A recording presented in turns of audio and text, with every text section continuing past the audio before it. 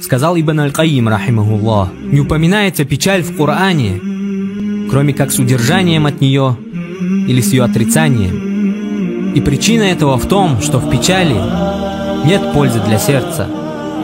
Самым любимым для шайтана является то, чтобы грустил верующий раб, чтобы сбить его с ходу. Пророк, саллаллаху алейхи вассалям, прибегал к защите Аллаха от печали. Ибн Аль-Кайим, рахимахуллах, говорил: печаль обессиливает сердце, ослабляет решительность и вредит воле. И нет ничего любимее для шайтана, чем печаль верующего. Поэтому радуйтесь, будьте счастливы, ожидайте лучшего и будьте хорошего мнения об Аллахе. Доверяйте тому, что у Аллаха, и уповайте на Него. И вы найдете счастье и довольство во всем.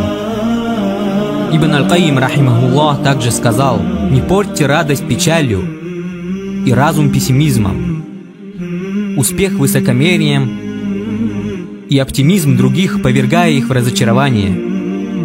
И не портьте сегодняшний день, думая о вчерашнем. И поверь, если Аллах не дал тебе то, в чем ты нуждаешься, то это только потому, что в отсутствии этого есть благо для тебя.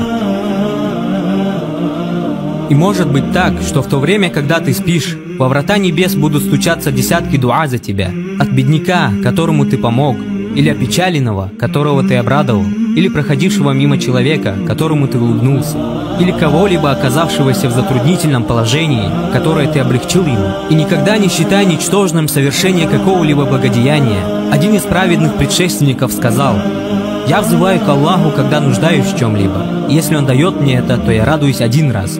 Если же Он не дает мне этого, то я радуюсь 10 раз больше. Потому что первый был мой выбор, а вторым был выбор Аллаха». Ас-Саади, рахимахуллах, сказал: «Жизнь коротка, так не делай ее еще короче тревогой, горем и печалью. Так будь же владельцем такого сердца, которое вдыхает счастье и довольство. Пусть Аллах сделает ваше время счастливым, и пусть Аллах простит нам наши грехи».